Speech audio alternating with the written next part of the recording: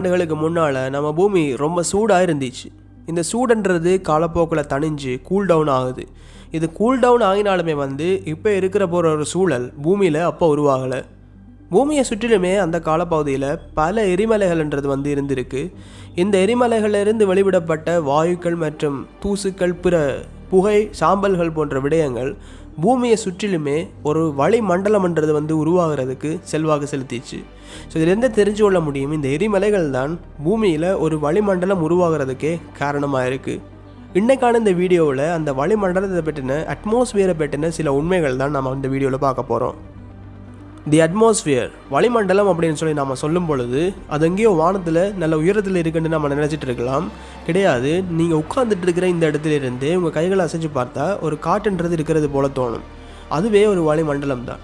So அது மட்டும் இல்லாமல் பலாயிரக்கணக்கான உயரத்துக்குமே இந்த வளிமண்டலம் போய்கிட்டே இருக்கும்ன்றது தான் உண்மை.